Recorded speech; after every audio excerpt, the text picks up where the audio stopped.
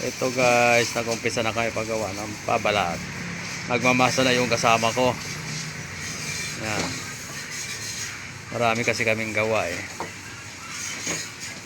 Yan.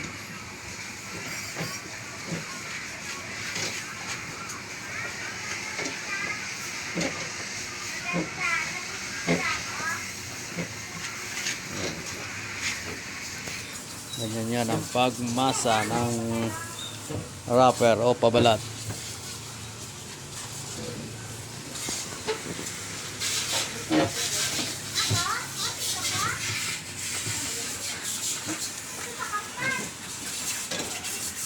Para walang buo.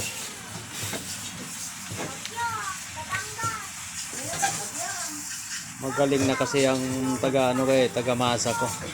Talagang veterano na yan.